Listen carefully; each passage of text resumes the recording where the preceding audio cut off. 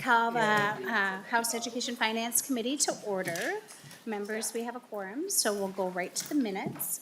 Representative Purcell, have you had a chance to look at the minutes? I move the minutes from last time, February 21st, Madam Chair. Thank you, Madam Chair. Thank you, Madam Chair. Thank you, Representative Purcell. Members, are there any questions on the minutes for February 21st? Seeing none, all those in favor say aye. Aye. All those opposed say no.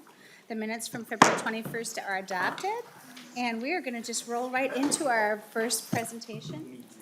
Oh, actually, first, I'd like to welcome the students from FFA. It is always, I was just commenting when I got in the elevator how great it is to see the Blue Jackets around, because we know there are a lot of future leaders in our presence. So thank you for being here. And I also want to recognize students from one of the schools in my district, not like blocks from my house, is folks here from Uva Medical Academy. So thank you for being here with your teacher who's going to be testifying later today.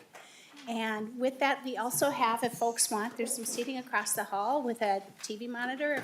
If you want to have a seat and you don't have one, things will be shifting today as bills get presented and people will be moving in and out. So thank you for that. So now that the housekeeping is done, I'd like to welcome Representative Rehm up to her committee for House File 1917.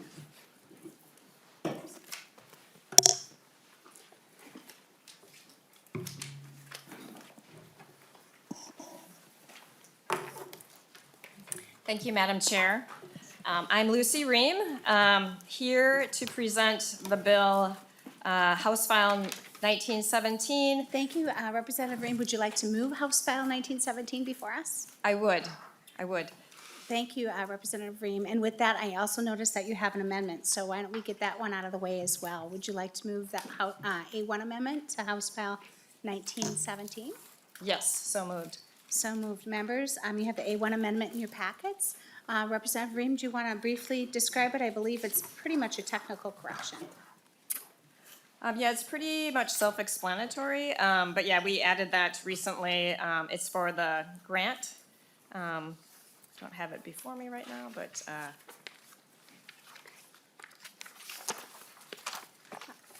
Representative Rehm, would you like to have nonpartisan staff explain the amendment real briefly?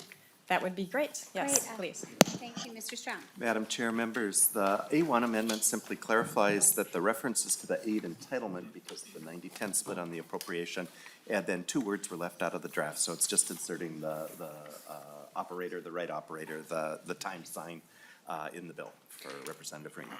Thank you, Mr. Strong. With that, members, are there any questions to the A1 amendment? Seeing none, all those in favor of the A1 amendment, please say aye. Aye. Those opposed, no.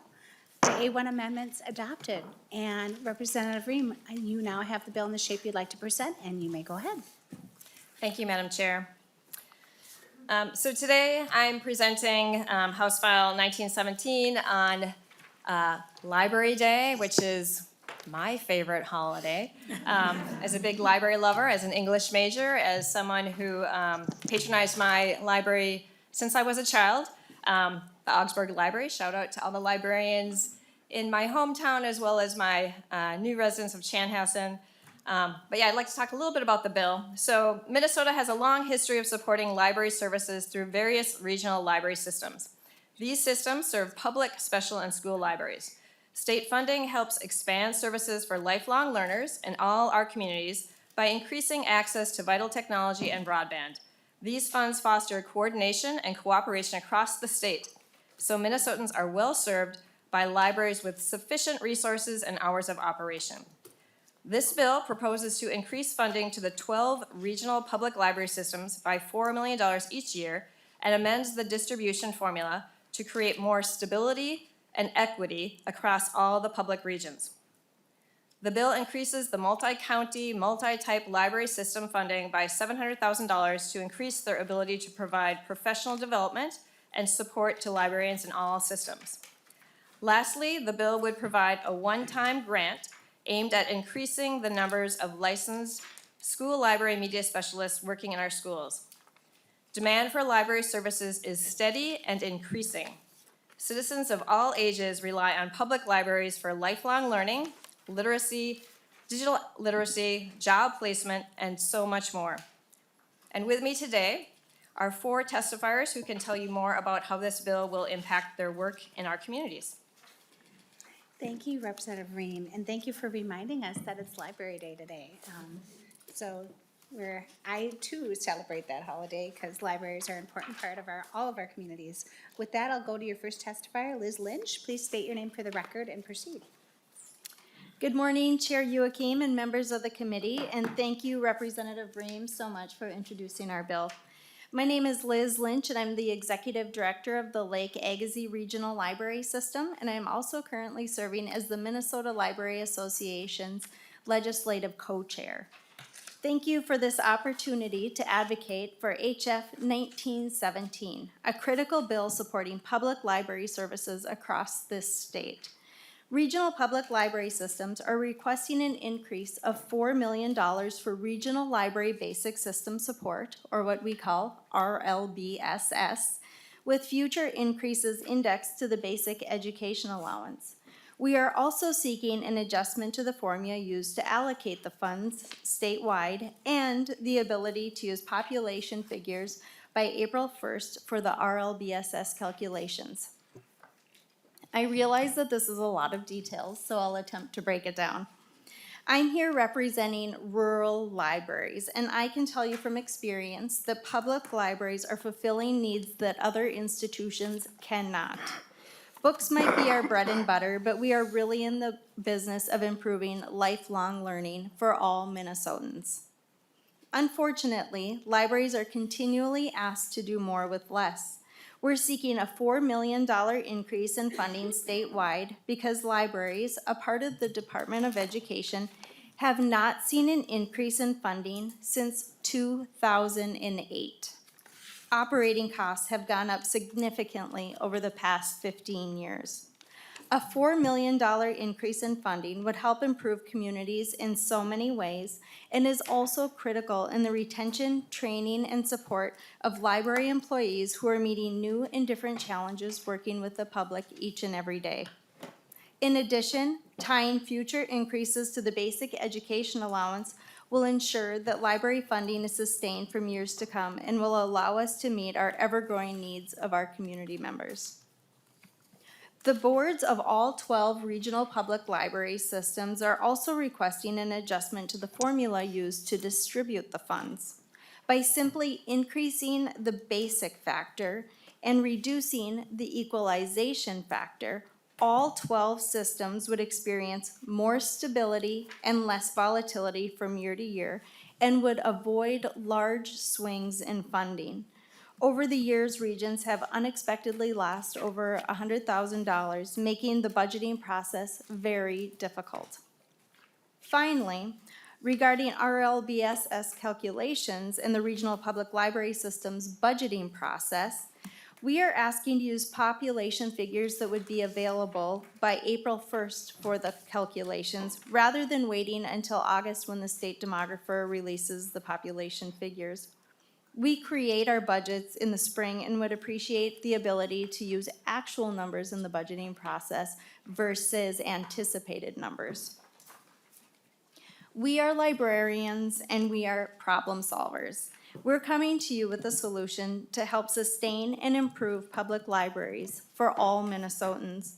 The proposed changes have been approved by the Minnesota Library Association, the Minnesota League of Cities, the Association of Minnesota Counties, and of course, all boards of the 12 regional public library systems, both rural and metro. Please support the proposed changes in HF 1917 so that librarians can continue to improve the quality of life and lifelong learning for all Minnesotans. Thank you for your time. Thank you so much. Next up, we have Sarah Hawkins and then Ashley Dress. Please state your name for the record and proceed. Good morning, Chair Joachim and members of the committee. Again, thank you, Representative Rehm, for introducing this important library bill. My name is Sarah Hawkins. I am the other co-chair of the Legislative Committee of the Minnesota Library Association, and I'm seeking your support of House File 1917 on behalf of our professional organization. I'm also the Library Collections Manager for Anoka County Library, a member of the Regional Public Library System, MELSA, which serves the Twin Cities metro area. As part of the Department of Education, public libraries and the 12 regional public library systems play an important role in educating individuals no matter their age. These regional systems are responsible for strengthening, improving, and promoting public library services across the state. Because of this cooperation, Minnesota Public Libraries provide effective and quality services and resources from border to border. For Anoka, our regional library system, MELSA, supports approximately 8% of our budget in areas such as technology access, literacy and STEM initiatives, workforce readiness, and continuing education, including language learning, business research, and more. Funding from Regional Library Basic System Support, RLBSS, makes this possible. A highlight example of how RLBSS enhances library service in the Metro is the Twin Cities Metro e-Library. If Anoka County Library were to have a digital collection on our own, our community would have access to approximately 30,000 ebook and e-audiobook titles. However, by the power of sharing from all Metro Public Libraries, made possible by RLBSS, our users instead have access to almost 300,000 titles. And there's demand for more. The success of this collaboration shows. In 2022, there were over 9.6 million digital checkouts by more than 250,000 Metro Public Library users, making it the highest circulating shared digital collection worldwide. I'll say that again, we were the highest circulating shared digital collection worldwide. Our titles are being used by K-12 students, homebound seniors, job seekers, and other lifelong learners. Recently, while working with our local food shelf partners to help connect their clients with library resources, we met a woman who was struggling to keep up with her community college classes. She could pay for tuition, but she didn't have access to the technology and books she needed on top of that. The librarian introduced her to the digital library collection, and the student cried with visible relief when together they found several books needed to complete her coursework were available in the collection. She was so grateful. And this is not an unusual story. Moments like this happen in Minnesota's libraries every day. RLBSS is critical in the operation of regional public library systems, which is, in turn, critical for public library services statewide. Having worked in rural, suburban, and urban Minnesota libraries, I can attest that the changes proposed by House File 1917 are truly a statewide initiative. An increase in RLBSS would allow regional public libraries statewide to increase their already valuable community impact. Please support House File 1917, and thank you for your time. Thank you. Next up, we have Ashley Dress and then Kim Haugu. Please state your name for the record and proceed. Good morning, committee members. My name is Ashley Dress, and I work as the consultant for K-12 school libraries for the Southeast Library System, the multi-county, multi-type library system in the southeast corner of the state. And thank you to Representative Rehm for authoring House File 1917. With no budget increase in more than a decade, the multi-types are struggling to continue to meet the needs of the hundreds of academic, K-12 school, public, and special libraries we serve across the state. Our work is to build the capacity of our member libraries so that they can continue to do the amazing work that they do in the local communities they serve. As an example, CELS was able to provide continuing education to library staff on diversifying their book collections while also providing funding for them to purchase books, impacting students on a local level. One member described to me how happy she was that her students could see themselves reflected on her shelves. This work was extended through ARPA funding received through state library services. CELS is also able to offers consulting services to our member libraries on topics from collection development to policies to advocacy. But with only 2 part-time staff working on this, these in-demand services can't reach all of our 120 members. These kinds of efforts are happening in all regions through the work of the multi-types. To continue to make these local impacts, though, the multi-types need an increase of $700,000 to our general operating budgets. With a budget increase to $2 million, the multi-types can continue to provide the high standard of service that we have always provided. The multi-types are also excited and energized by the potential for $1 million in one-time funding to work towards increasing the number of licensed media specialists in our schools. As Kim will discuss, we know that media specialists are imperative to the school ecosystem, but we also know that they are becoming increasingly rare.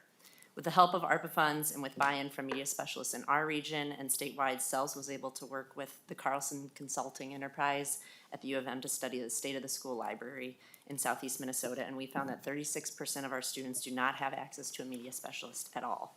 For every 505 students, there is one media specialist serving them. But that is only in our region, and we know that Hibbing may look different than Hayfield. With these funds, the multi-types could replicate and expand upon the work that CELS began, finding out where media specialists are working in the state, where information literacy skills are being taught, and by whom. A foundational study like this could provide the multi-types with actionable data, which will hopefully lead to an increase in media specialists in our schools. The 7 multi-county, multi-type library systems are uniquely positioned to facilitate this project, as our organizations already cover the entirety of the state, and we already exist to serve school libraries in our regions.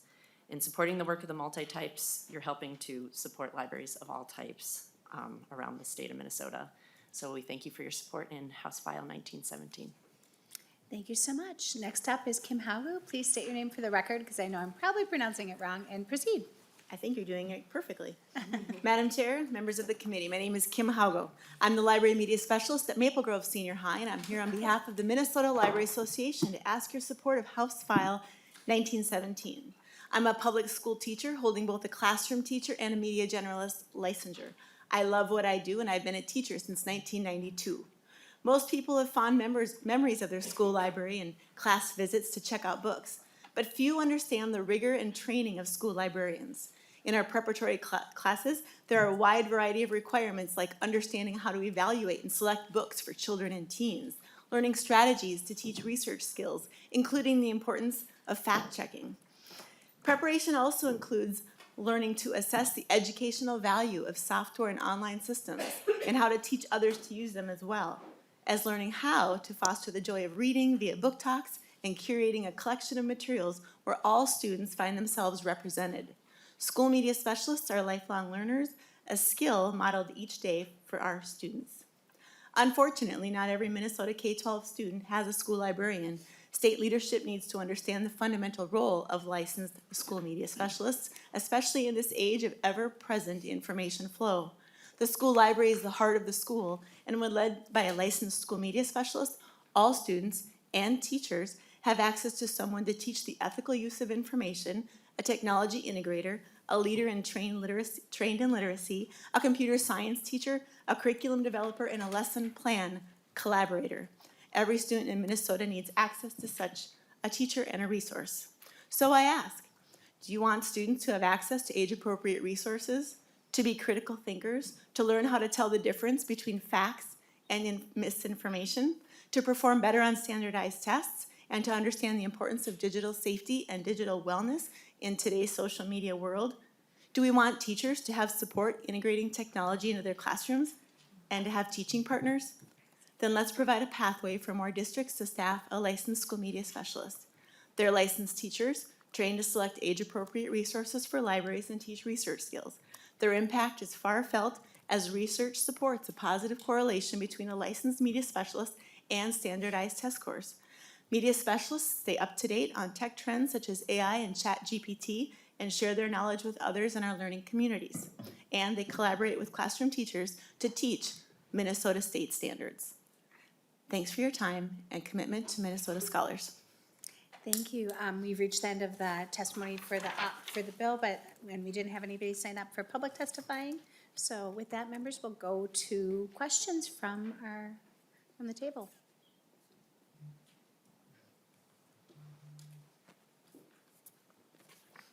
Oh, Representative Bennett, I was just going to jump in myself. Representative Sorry, Bennett. Madam Chair, and thank you. And not a question, but I just want to make a comment and say thank you for the bill. I believe our libraries are incredibly important.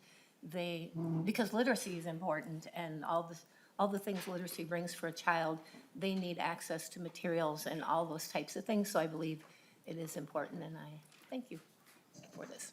Thank you, Representative Bennett, and I will echo that statement as well. Representative Rehm, final word.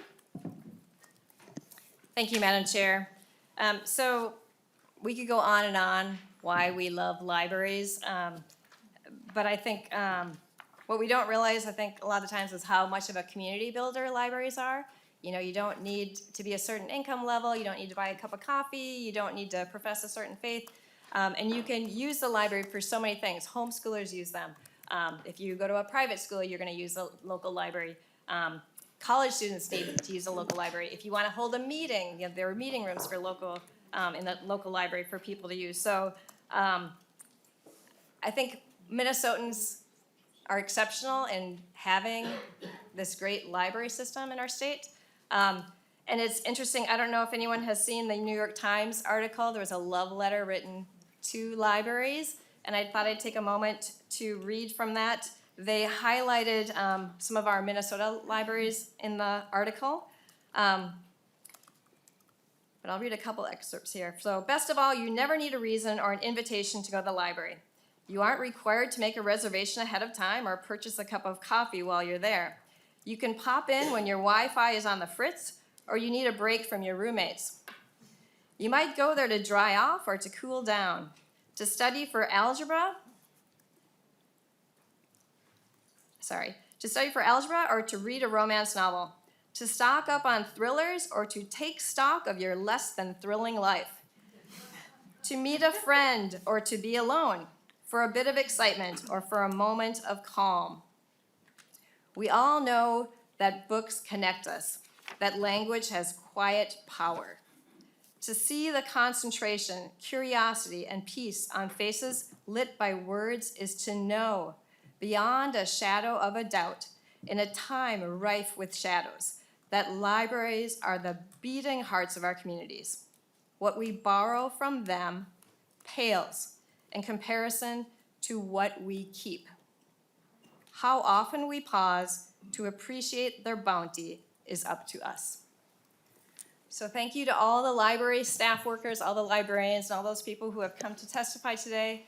I really appreciate your time and your consideration, and I believe we are laying this over. So thank you very much. Thank you, Representative Rehm. With that, lay over House File 1917 for possible inclusion in an education finance bill. Next up, Representative Sencer-Mura with House File 1725.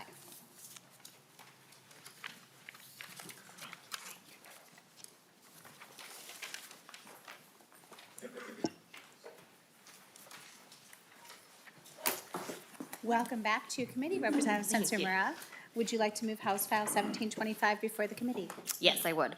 Members, we have House File 1725 before the committee. Representative Sencer-Mura, go ahead and proceed. Thank you. So continuing on with our celebration of Library Day, we have House File 1725, which would provide funding to Minnesota Center for the book.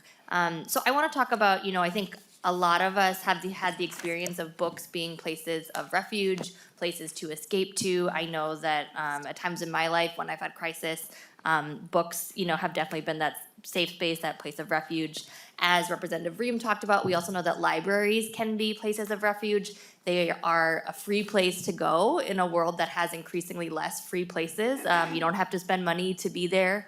But libraries, especially in our state and through the work of the Center for the Book, do more than just act as places.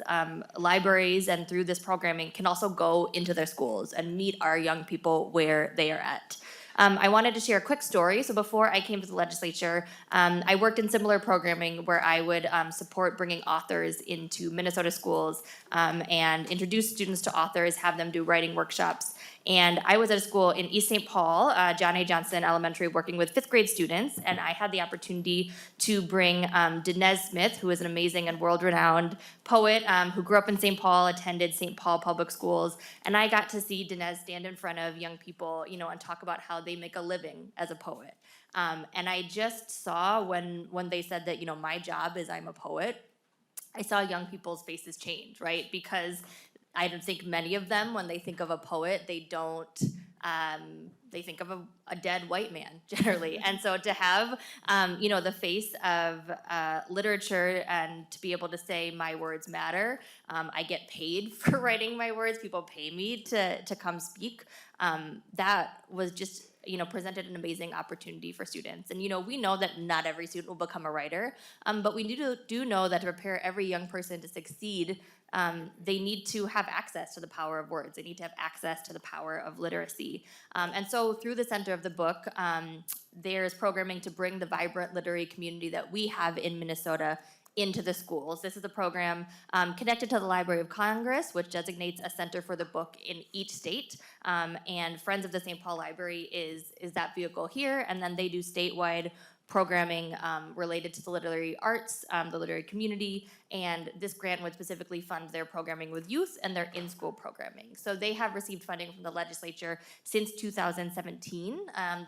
They previously received funding from the Education Finance Committee. The last biennium, they received funding from the Legacy Committee, but they are back before us today because of the in-school work that they do and really the amount of requests that they are getting from students, teachers, schools across the state asking for more of this programming. And so because of that, they are here today. They're asking for a slight bump to increase their programming. And I will now turn it over to my testifier, Beth Burns from the Center for the Book, who can tell us more about the amazing programming. Thank you. Thank you. Please state your name for the record and proceed. Thank you, Madam Chair, members of the committee, and thank you for chief authoring this bill. It means a lot to us. My name is Beth Burns, and I serve as director of the Minnesota Center for the Book in my capacity as president of the Friends of the St. Paul Public Library. And it is an honor to be here today, and it is an honor to follow my colleagues who are speaking to you on behalf of library funding statewide. As Representative Sencer-Mura stated, the Center for the Book is a Library of Congress program. Washington, D.C. designates one Center for the Book for each of our 50 states, and in Minnesota, we are so fortunate to have the honor of serving as your Center for the Book. We largely hold this designation because we are the organization that produces and has for decades the Minnesota Book Awards program. And if you live in Minnesota, you likely know that we are home to some of the most amazing living authors working in our country today. You think about Louise Erdrich, you think about Kalia Yang, you think about David Mura, you think about others who are enriching our state with their own stories and helping us understand what it is to be human, what it is to be a Minnesotan. When you are designated as your state Center for the Book by the Library of Congress, it is a privilege, but there's also an enormous amount of responsibility. We exist to promote libraries, literature, reading, literacy to every single corner of the state. So even though we're St. Paul's Friends Group, the work that we do reaches Warroad and Worthington, Winona, all across the state through a number of different programs.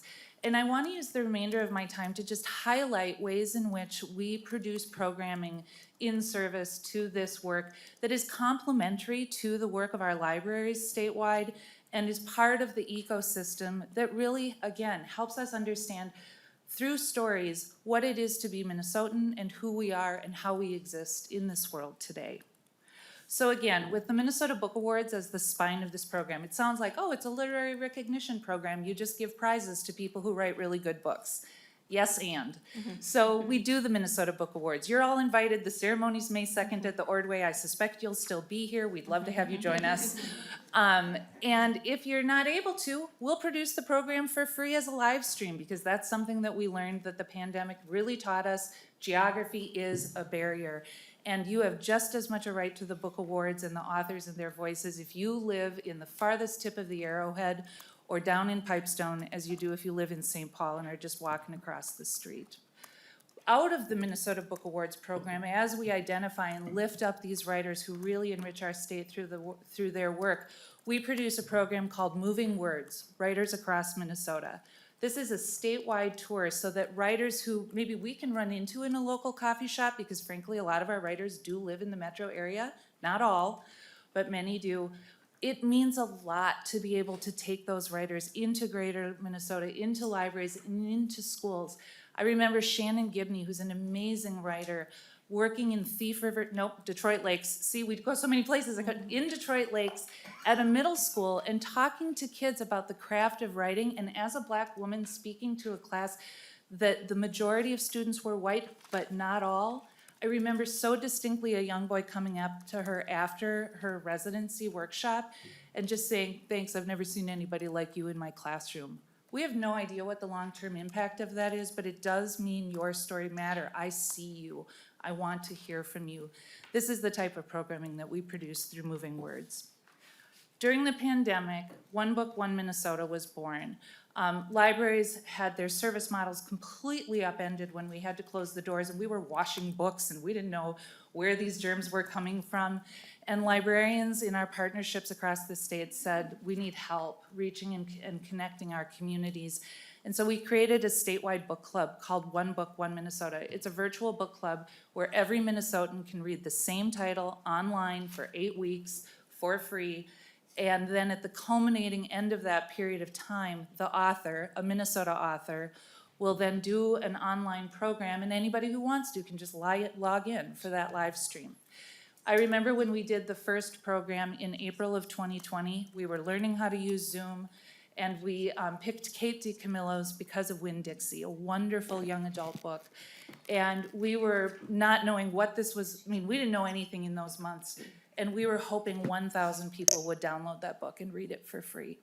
And when we finished that first segment of the program, 20,000 Minnesotans in 86 counties had read that book.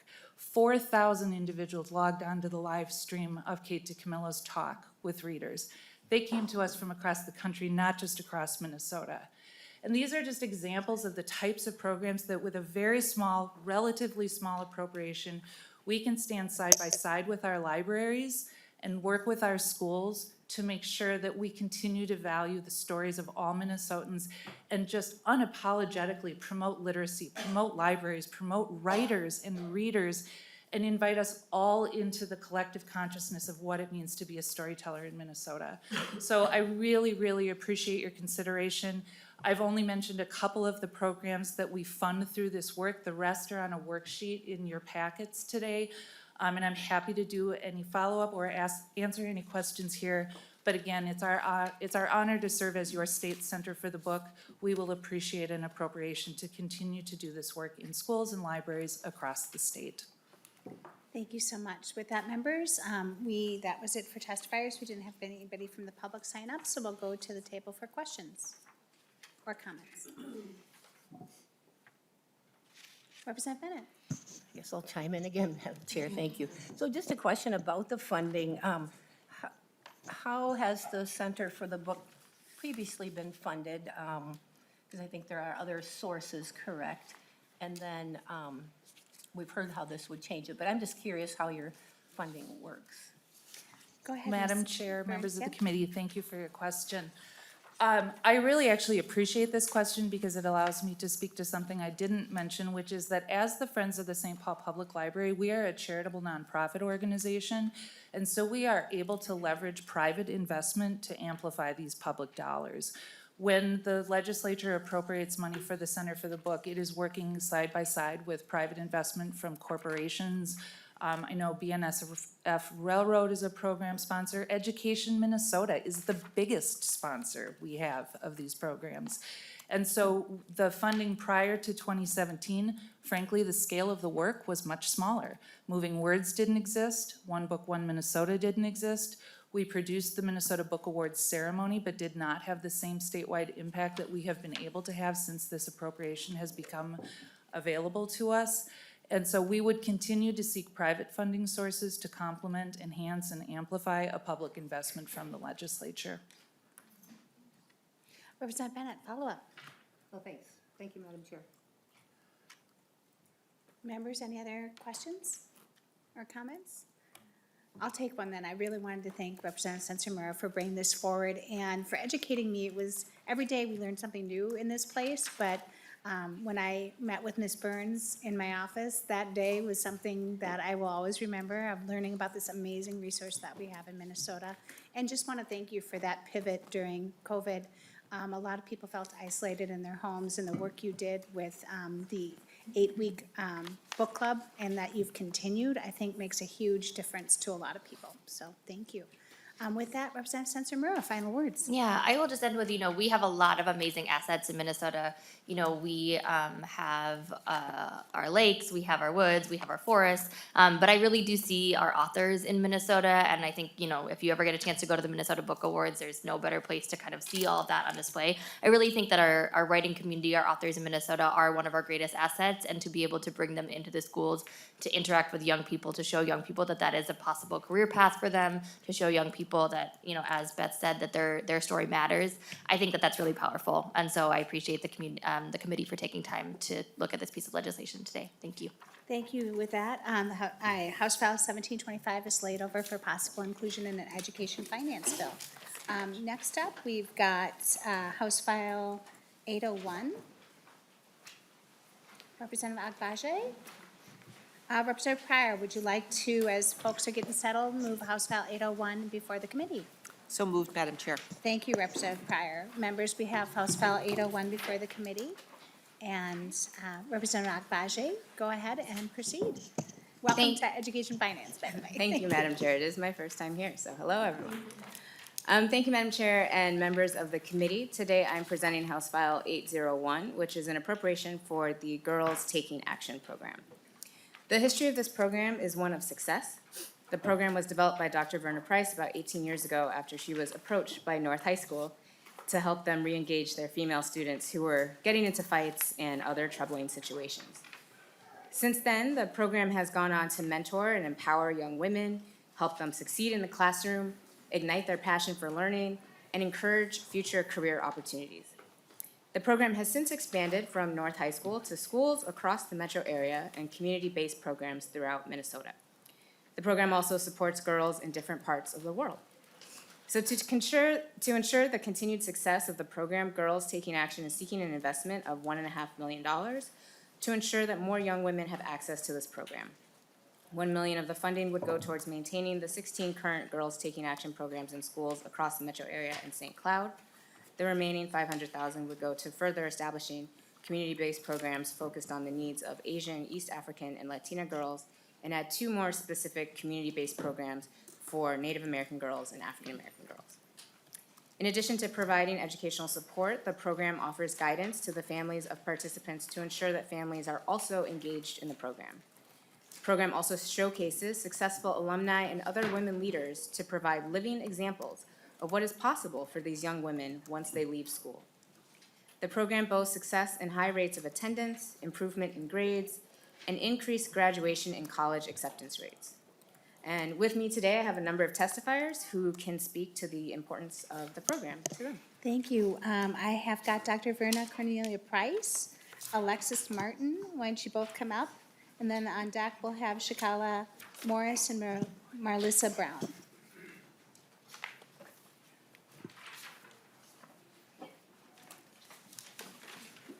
Dr. Price, why don't you go ahead and state your name for the record and proceed? Thank you so much. Good morning. Good morning, Chair, Madam Chair. Good morning, committee. My name is Dr. Verna Cornelia Price, and I am the founder and our president of Girls Taking Action.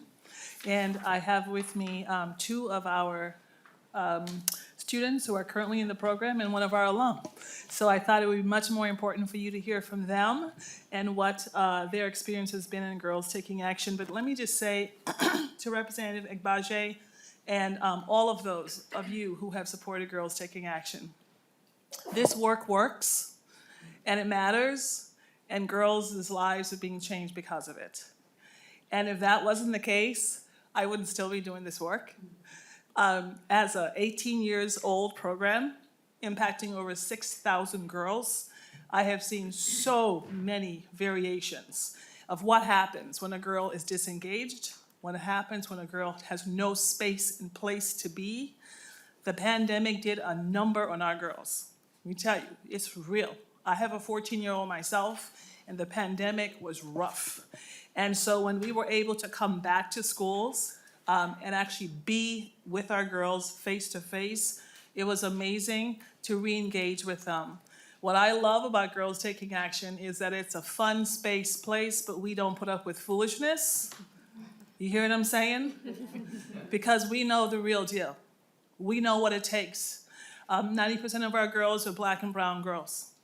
We know what it takes to be a Black and brown girl and woman in this world. And sometimes it's very difficult. I would say about our community-based, first of all, Girls Taking Action, I started because my community asked me to.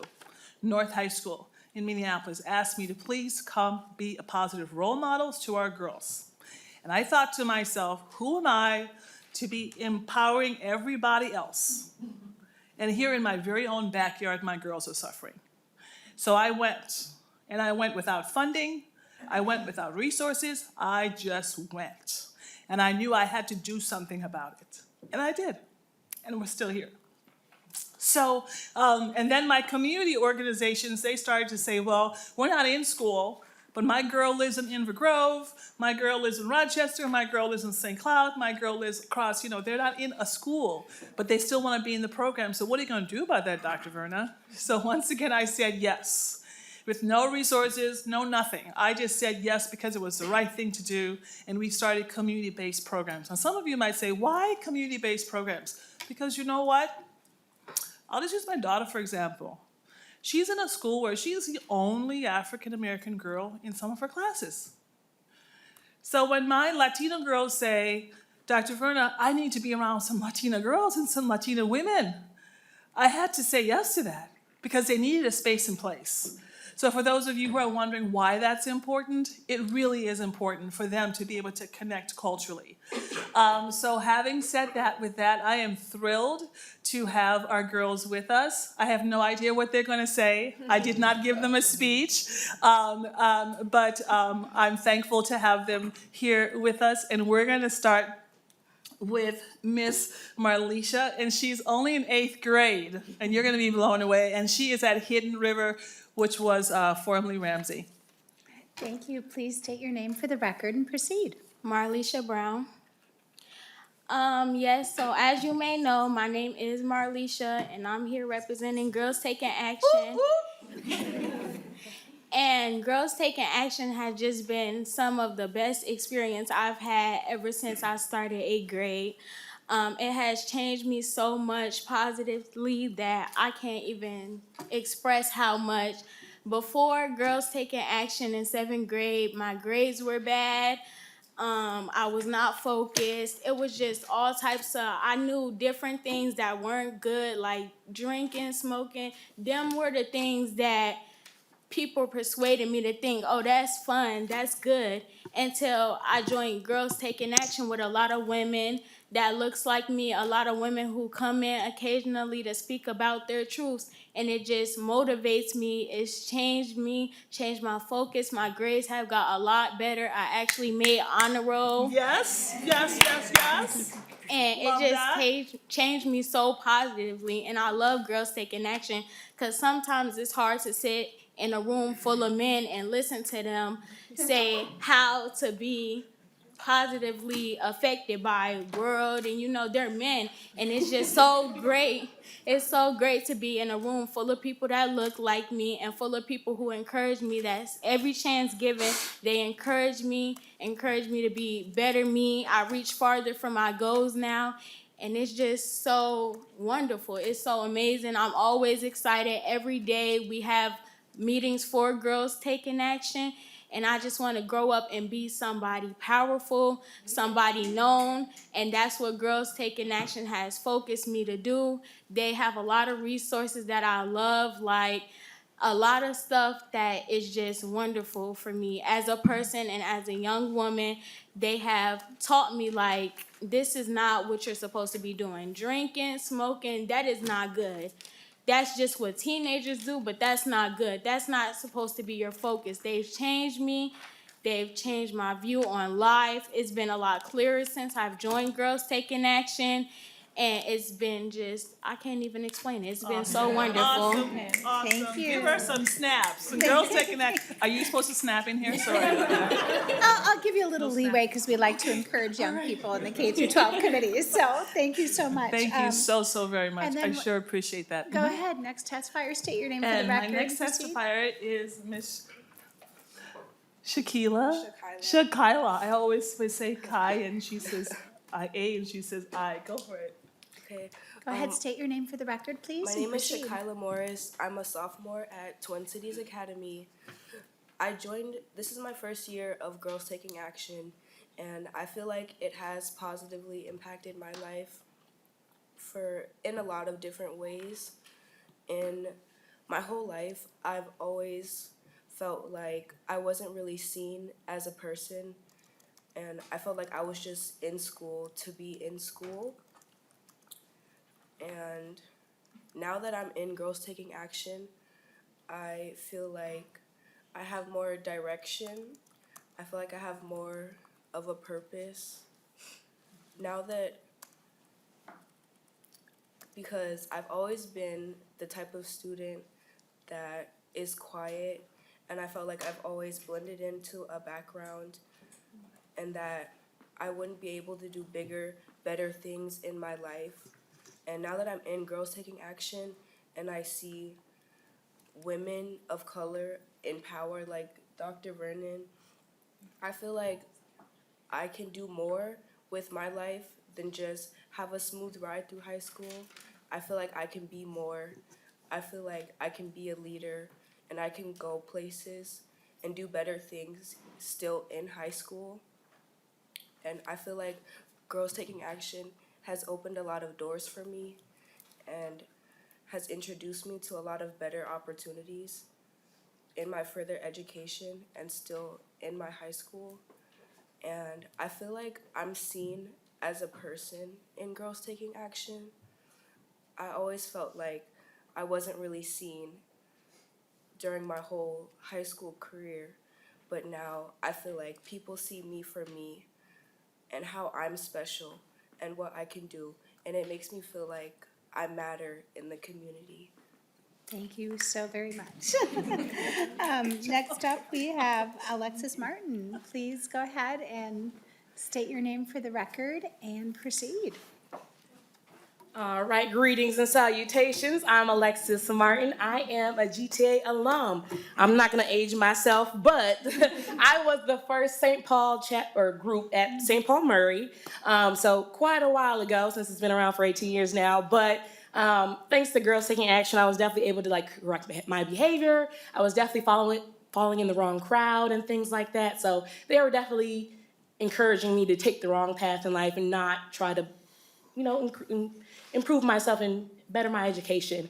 So being a part of Girls Taking Action, I was able to not only correct my behavior, but I was able to realize okay, there's more people in the school now, or adults in the school now that look like me that I can go to and talk to if I have problems. And even though it's been some years since I've actually been in the program, I've been able to contribute back to the program. I've been able to, this past summer, run a program, and I was able to give out scholarships to everybody in the program. So big shout out to Dr. Verna for letting me borrow some of her students and things like that so that we can learn about STEM and things like that so that kids can start looking forward to actually going to college. I'm very big on college. I started college when I was 16 thanks to GTA. I was able to get my grades better. I was able to actually graduate with my third degree by the age of 23. So I definitely thank GTA for encouraging me to continue my education and letting me know how important education is, and because without it, I honestly would not be here today. Who knows where I'd be at, but highly encourage everybody that I talk to, or if they have any questions, comments, concerns, that if they need help with their young youth, we have programs, we have resources like Girls Taking Action. Definitely want to make sure that this great program is shared more and more well known. What you didn't tell them is that when you first started coming to Girls Taking Action, you wore your hoodie and you would just sit down like this. Yes, I did not want to participate, but they definitely corrected that behavior. Like you said, they are a no-nonsense organization, and that's what these kids need nowadays is no nonsense. They need somebody to let them know, hey, you are better than this. You are better than that hoodie. So take that hood off and sit up straight. And that's what I had to learn. And look at me now, sitting up straight with no hoodie. Thank you. Thank you so much. With that, members, thank you all for sharing your stories. It means a lot. And with that, we don't have any public testifiers that have signed up, so I'll go to member questions. Representative Clardy. Dr. Price, can you hear me? Yes, ma'am. Okay, Dr. Price, thank you first of all for the program. I want to claim you as Ken because my mother's maiden name was Price, so baby, wishful thinking. I wanted to give a shout out to, just want to make sure I have their names right, Shaquilla and Marlissa. I'm a teacher. I got into teaching for reasons like this. Representation does matter, and the program that you're in right now is amazing. And just like I'm going to butcher her name again, Marlisha said that she's special, and that's just that's what Liz was telling us, is you are special. And I just want to I remind you to keep your eyes open, and the world is yours, and keep on the education path. Look at your mentors. You can do whatever you want to. So thank you for bringing this program, Rep. Agbaje, and thank you, Chair Yuki. Thank you, Vice Chair Clardy. Members, any further questions? Representative Grisha. Thank you, and thank you to all the testifiers. Dr. Price, just quickly, one of the things that intrigues me is the psychology behind this and some of the different experiences that you've had to learn and probably adjust. So I'm curious to know, you talk about correcting behavior, no nonsense. I'm curious to know, what are some of the techniques that you found successful for a youth that may really be on a tough path, or, you know, really getting them around? And then I'm sure you probably lost some. You know, I'm always interested in learning from that and how that can be applied to our schools. So tell me about a couple of instances of where maybe someone didn't turn around like you were hoping, and why? What is it about that causes us to lose them? That's a Dr. great Price. question. Thank you so much. That's a wonderful question. First and foremost, one of the secret sauces, and you can't share this with anyone, is this being televised? Oh, well, it's done now. One of the secret sauces of Girls Taking Action is that we have a core curriculum. So we're not just a group meeting and feel good, right? This is a core curriculum. I'm a former professor from the University of Minnesota, and I'm a teacher, so I understand kind of development, scope and development, and the psychology of young people. So I put into the curriculum as they meet weekly, and it's consistency grants authority. So we have to stay there. So when our girls come to our programs, what I tell them is that we're gonna still be here. You know, with or without, we're gonna still be here. And there's been times when we've been without, and we've just continued through, right? So consistency, our girls need to know that we're gonna still keep coming back. We are not gonna give up, right? So the first time a girl cusses me out, well, you know what, she cussed me out. She cussed me out, oh well. That doesn't impact the fact that I still care about her and that I see who she is. And so one of the secret sauces is that our core curriculum covers personal power. We teach our girls that they have the power to change their lives. That it doesn't matter what your situation is. And when I say it doesn't matter, what I mean is that, yes, we understand. You may come from a family who's been challenged with low socioeconomic status all your life. You might have never seen someone in your family go to regular work, right? So you may have circumstances in your life, and what I tell our girls and our lead mentors as we train them is that do not allow the circumstances of our girls to keep them from getting to a new place and changing the trajectory. Do not allow them to succumb to the statistics. And so we do that by teaching them their personal power, and then here's the secret sauce. We give them new words to think about themselves. And so we actually give them affirmations, and we teach them how to talk to themselves differently. So a girl who says, well, you know, I was just melting into the shadows. No, you're valuable. And so every week when they meet with the girls, the first thing that they do is they all stand up. And at first, they don't want to do it because they've got attitudes, right? And they all stand up and they put their hand on their heart and they repeat, my power is my ability to do something about my life. And I'm valuable and I'm important. And we teach them that, so they begin to transform from the inside out. The other thing, too, is that we really don't put up with foolishness. It's a disservice to allow young people to just do whatever and say whatever. It's a disservice, because we know when they get in the real world, they won't be able to do that, and it'll be counted against them.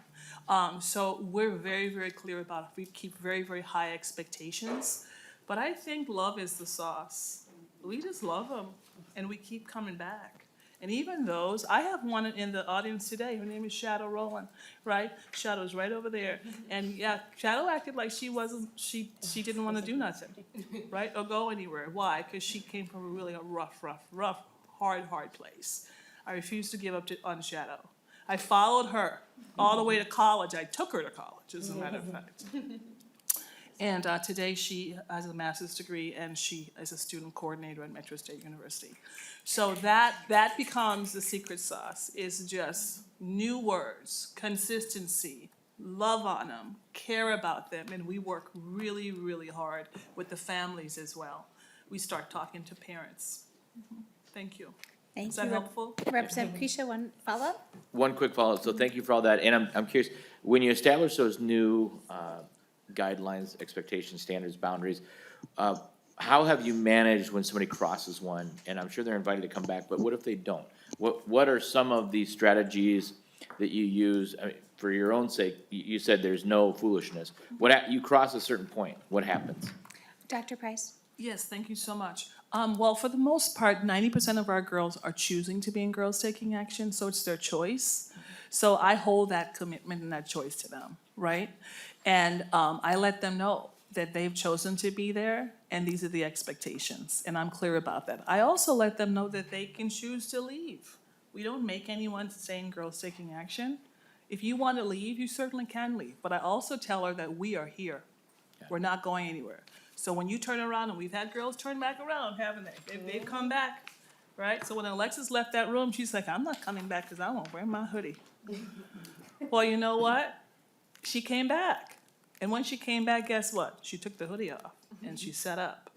And because she knew that we were saying it, we're not being mean. We're just loving them enough to have a high expectation for them. Very good. Thank you. Representative Thank you. Keisha. Members, any other questions or comments? Representative Baker? Yeah, thank you testifiers. Dr. Price, thank you very much. You talked, just a couple real quick questions. Is this built into the school day schedule? So is it like a class that students go to on their schedule? Dr. Price? Correct. So schools, and we go where we're celebrated, not where we're tolerated. So we don't knock down the doors of schools to make us come in. Schools have to choose us. And whenever, which is what this funding does, is that whenever a school calls me, I want to be able to say yes to them. Because if they're calling me and there's something going on with their girls, I want to be able to say yes. And just so you know, this is not just an urban program. We're all over. We're in Inver Groves, we're in Maple Grove, we're all over the place. So whenever a school calls, I want to say yes to them. We're in the school day, but then also we have communities who call us as well. And so those are during the weekends. They're at the community center, they're at synagogues, they're at churches, wherever they want to meet. They're at libraries. So we have community-based programs also. Thank you. Representative Baker, quick follow-up? Yeah, I'd like your number to call you. I'm a middle school principal, so. Oh, sure. So I think this would be Absolutely. fantastic to have for the young women in our building. But you talked about the community-based programs, and actually Representative Clardy and I were speaking in the elevator earlier just about the need for schools to engage with community. So could you talk about what that looks like and to be honest, specifically how you're engaging with the faith community as well? With the faith community? Dr. Price? Yes. We have a few more bills up, so if you can keep your Oh, answer sure, brief, really no short, problem. Thank really you. short. We engage with all of them. We go where we're celebrated and not where we're tolerated. So really, if a church calls us, a synagogue calls us, whoever calls us and says, we would like to start a community-based program, what we do is we just train you how to do it. And we provide you with curriculum and resources, and then we keep an eye on you and connect with you and make sure that your program is a quality one, and that's getting the same results that we're getting, that we've gotten for 18 years. Thank you. Representative Baker? Done? Okay. Representative Rehm, you get the final question or comment. Thank you, Madam Chair. Yes, I would like to thank Representative Agbaje for bringing this forward. As a graduate of a women's college and who later went on to teach at a girls-only high school, I know how powerful it is to be around other girls, other women. And I know one of the testifiers talked about how when you're surrounded by men, it's easy to fade, but when you're in a girls-only environment or women-only environment, you have to step up. And so there are so many more opportunities for leadership in these circles. So I'm very excited to learn about this. I think it's a great idea. And I think it creates opportunities for women to lead and, be strong leaders. And I think a lot of the women leaders that we see right now started out in spaces that were women only or girls only.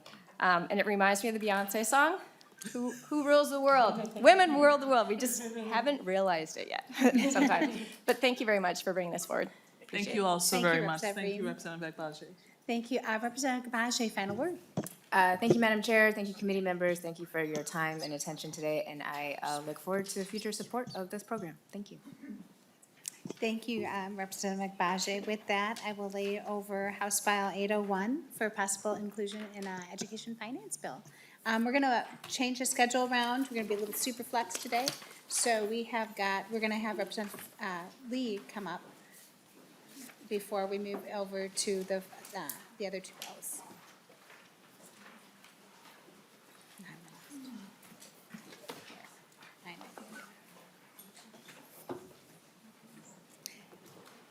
Thank you, Representative Lee. Welcome to the Education Finance Committee. Thank you for patiently waiting. Representative Purcell, would you like to move House File 990 before the committee? So moved. Thank you. House File 990 is before the committee now with the intentions of laying it over for possible inclusion in the Education Finance Bill. Go ahead, Representative Lee, and proceed. Thank you, Madam Chair and members, for the opportunity to present House File 990. House File 990 is a statewide initiative supported by many organizations that work together through the state's after-school network called Ignite After School. The purpose of House File 990 is to make permanent the state's commitment to high-quality after-school programs. The bill appropriates $13.4 million each year for competitive grants for after-school community learning programs that have the following objectives. One, to increase access to protected factors that build young people's capacity to become productive adults. Two, developing skills and behavior necessary to succeed in post-secondary education. And three, encouraging school attendance and improving academic performance. The bill specifies that grants should be awarded to programs that primarily serve low incomes and underserved students, and also provide opportunities for academic enrichment and other services activities to meet the program objectives. The grants are also to be required, to the extent practicable, be awarded equitably among the geographic areas of the state and without giving preference to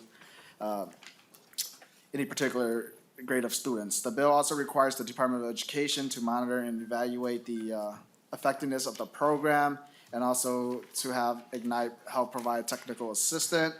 And with me today, I have some testifiers who could talk more about how after-school programming have impacted their lives. Madam Chair. Thank you, Representative Lee. With that, I have Kari Dennison-Kunanen, Keem Anderson, Natalia Love, and Julie Hignell. Whoever wants to go first, just state your name for the record and proceed. Thank you, Madam Chair, members of the committee. My name is Carrie Dennison-Kaneen, and I'm the Executive Director of Ignite After School. And I want to thank Representative Lee for leading on this issue. And I'm so excited to testify for House File 990. It's really about bringing the power of after-school and summer learning to as many corners of the state as we possibly can get to. The goals of this program is to really ensure that a broad range of after-school programs all around the state, whether it be school-based programs, nonprofit, community-based programs, libraries, parks, and all the others who are really engaging young people and really high-quality and engaging after-school programs, are able to make sure that they can address the access gaps that exist around the state. And we also know a lot from research about how important after-school programs are and what a big difference that they can make in the lives of young people. I just wanted to share one study, one research example from the study of early care and youth development, and it was the first longitudinal study of its kind that found that regular participation in after-school programs in elementary school resulted in higher math and reading test scores at age 15 in the 9th grade transition year. And it also showed that students reported greater levels of confidence. And in addition, regular participation in middle and high school activities can act as a protective factor against substance abuse up to age 26. So this was a really great longitudinal study that followed over 1,000 young people all the way up to age 26 and really looked at their after-school participation and really exciting to see the results. And we're really seeing this all over the state of Minnesota. Ignite After School was tapped by the Minnesota Department of Ed to administer some of the COVID relief funds to fund after-school programs. And we are seeing just impactful work all over the state, from Ely, who you'll hear from today, to the Twin Cities, to Mankato and Rochester. And we have really designed, this grant program to make sure that it's as accessible as possible and can meet the context of local communities. So one of the other things we know is that there are gaps in access to after school across the state, and there's great demand for these kinds of programs. So for example, the 21st Century Community Learning Center program is a federally funded grant program administered by MDE that does support after school and summer learning, and yet they're only able to fund about a third of the applications they receive. Also, when we looked at the bill language for this bill, we looked at who could access 21st century and who couldn't access 21st century, and tried to design the language to make sure that communities and young people can have access to after-school funding. So we made sure it's open to all types of after-school program providers. We think that's really important. It works in rural, suburban, larger and smaller cities, and ensures equitable distribution across the state.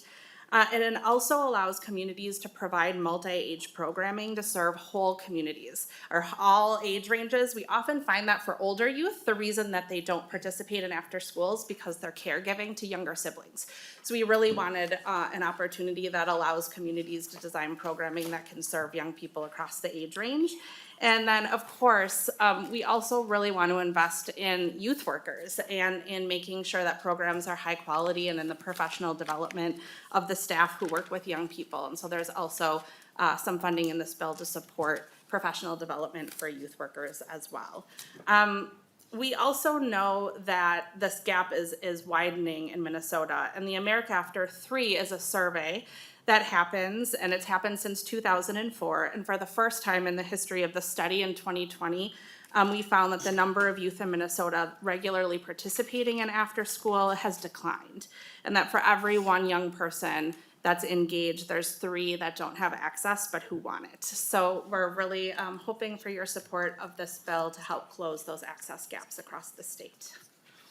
Thank you. Thank you. Next testifier, please state your name for the record and proceed. Thank you, Madam Chair, members of the committee. Really appreciate the opportunity to speak with you today about House File 990. Representative Lee, thank you as well. And getting funding for out-of-school time programs. My name is Keem Anderson. I'm the strategy manager for policy and learning at Ignite After School. In addition to my work at Ignite, I have over a decade of experience working in various organizations in the community, and I'm here to share my personal experience as a youth worker, and equally as important, a former young person receiving these types of services. After-school programs saved my life, and I mean that very literally. And allowed me to find meaning and purpose where all I can see in my community was despair and uncertainty. I'm a proud Northsider, wear it as a badge of honor. I don't know if there's any other Northsiders in here, but respect. What's up, Brittany? And it was here at these teen centers where my adult youth workers who saw the untapped potential, not the projection of who I thought I needed to be to survive the inner city. There are 3 things that I want you all to remember that personifies and contextualizes the power of after school. The first one is we affirm and value culture and identity. You've heard I was super inspired by the last folks that came up, and I couldn't imagine the job you guys have to do after all of these testimonies are finished. But we affirm and value culture and identity. From the cheers and chants that we sing, to the books that we read, to the guests that we meet, everything was intentional. To be in a space where my identity as a black man, and coming from as a student of Hopkins High School, where I was one of few black men, kind of like this room is right now. I'm used to that was my experience in high school, and so it was a nice juxtaposition to be in spaces where my identity as a black man was accepted, respected, and most importantly nourished. It was everything that I wasn't getting during the traditional school day. After school provides those spaces where young people can explore their many identities and learn who they are. That is the power. That's powerful. The second thing is young people grow up in communities and not programs. And on the surface, this may seem obvious, but this distinction in mindset is critical to the young person, the young people who are used to seeing their communities in a negative light. Young people who only see the mainstream news coverage that paints the community as violence-ridden, food deserts, or unsafe. After school serves as a place where we can go beyond the 4 walls of our buildings into communities and teach young people about the positive attributes of that community. The history of the community. When young people see and experience the love and resilience of the community, it changes how they engage with it. That's the power of after school. The third and final thing is we view youth work and out-of-school time programs as liberation and not job training. It's our role as the youth worker to not only provide a safe space where young people can participate in fun activities while mom and dad may be at work, but it's also our role to assist the development of that young person all the way until adulthood. Not only to be prepared to navigate life as an adult, but to have the tools and resources necessary to be change agents in the community, liberating us from the inequities and issues that we all know plague our country and our world and our community. The power of after school is that we teach young people that they can and must make a difference in themselves, their family, their community, their country, their world, through hope, education, and action. That's what I experienced as a teen standing on Broadway Avenue outside of McDonald's, leading a peace vigil for the community to come together to mourn the countless lives that we lost in that horrible summer in 2006. That's what I experienced when, while organizing and leading a community march where we chanted and pleaded to the D-Boys to stop selling drugs in our community. Direct action. There's not a doubt in my mind that I would be not here. I wouldn't be here in front of you guys if it hadn't been for these programs. This is the power of after school. I really implore you all to join all of us at Ignite After School to invest in our young people through after school by supporting House File 990. Appreciate your time. Thank you. It's always good to hear from a Hopkins High School graduate. Go Royals, go Royals. Next up, we have Natalia Love. Please state your name for the record and proceed. Thank you, Chair and committee members. My name is Natalia Love, and I'm a senior at Patrick Henry High School in Minneapolis. I'm a Beacons Youth and Boys and Girls Club of the Twin Cities Youth of the Year. By investing in after-school programs, you are ensuring a safe, supportive place for youth to grow, learn, and lead. After-school programming has given me many amazing opportunities, ones like this, where I'm able to advocate for myself and other youth. Going to my after-school programs allows me to make connections with people my age and gain friends and experiences. I'm able to always have a place where I belong. There are so many different programs and things to join. I've learned leadership skills through Beacons Leadership Camp, through middle school, and helped run it during my high school career. I was able to learn many important skills through programs like Money Matters, Career Launch, and Smart Girls. These are all programs that have helped teach youth and girls how to save money, spend money, apply to colleges, pick what careers and interests you have, and many other things. This year, I was elected as Patrick Henry's Black Student Union President. We talk about Black issues and ways to support each other, and this year we are fundraising to take field trips to historical Black colleges and many other things that we're doing. My favorite thing about being a part of Beacons and Boys and Girls Club is being a part of our program, Big Homies Leadership, where I participated in our after school since middle school and was able to flesh out my leadership skills and meet people like me.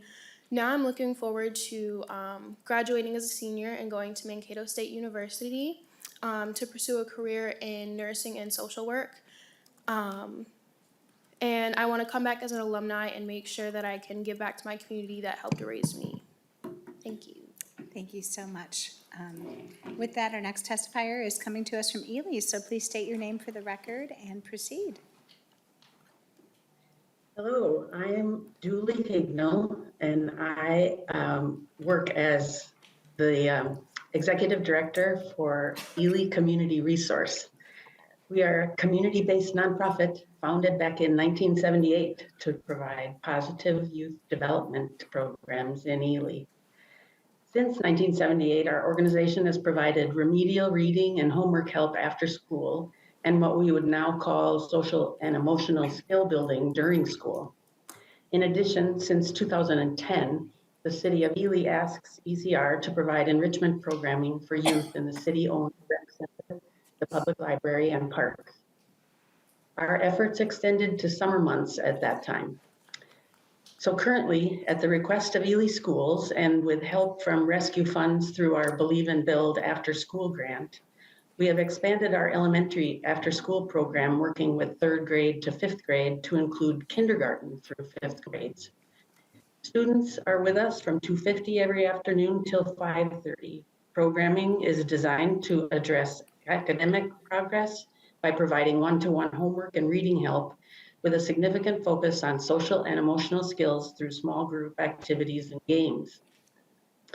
Also, recognizing social and emotional needs that have surfaced after pandemic difficulties, Referrals and requests for participation in our mentoring program have tripled in the last 2 years. Students, mostly middle and high school students, are offered opportunities to direct activities according to their interests. They are learning to make choices that mean something positive for their futures. Feedback from parents, teachers, our volunteers, and students is very positive. And through our connection with youth programs across the state, our lack of opportunities because of living at the end of the road have become more apparent. The increase in funding has shown us greater possibility to provide equity. We also are at a disadvantage in our small rural school because we are not able to offer many electives. And after-school programming is a place where we can provide that enrichment that's so important in today's world for our youth. While rescue funds helped us expand our reach to socially and emotionally inexperienced kindergarten and second graders for after school and dedicate more resources to a larger mentoring group, the increased cost of everything is worrisome as we think about continuity and follow through. One of our strengths in our programs are working for students throughout their school career, and passage of House File 990 would help to assure that we can do it. Thank you for your efforts to improve education across Minnesota. Thank you so much. With that, members, we didn't have anybody else signed up for to testify publicly, but we'll go to member questions or comments. Representative Purcell. Thank you, Madam Chair. I just wanted to, as a latchkey and after-school program kid myself and worked at 3 different after-school programs in 3 different states, I just want to especially thank Mr. Anderson and Ms. Love for your moving testimony and for sharing your personal experience about transformation, and thank you very much for being here. Thank you. Thank you, Representative Purcell. Members, other questions?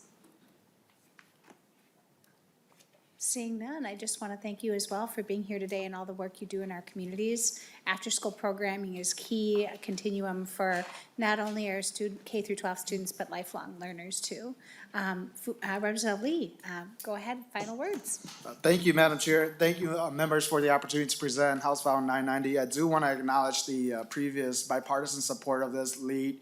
Krisha has signed on in the past, and when I first entered the legislature, it was Representative Haley who carried the bill, and I signed on as a co-author. And members, I would just like to share why I've been, pushing for this over the last few years, ever since entering the legislature.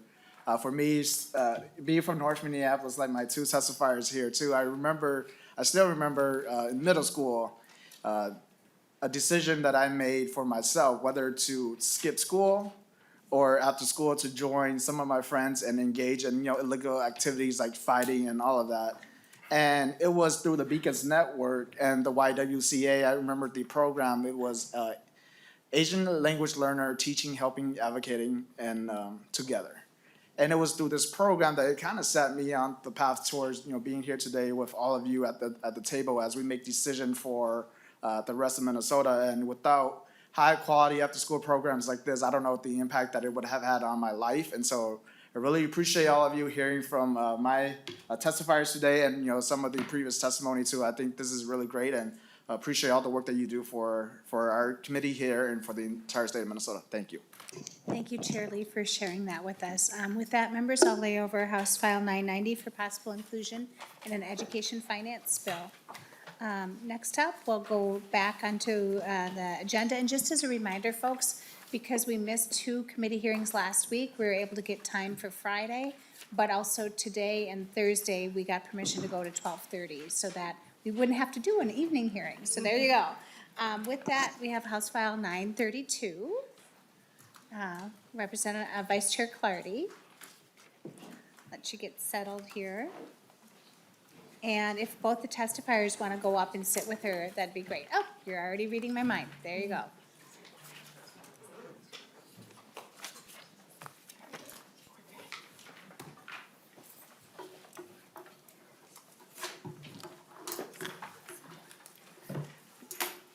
Vice Chair Clardy, welcome to your committee. Would you like to move your bill, House File 990, before the committee for, 932 for possible inclusion in an education finance bill? I would, so moved. Thank you, Vice Chair Clardy. With that, go ahead and proceed. Great. No one questions the need for Minnesota students to understand economic and personal finance. The problem, however, is Minnesota teachers are not adequately prepared to effectively instruct students in these topics.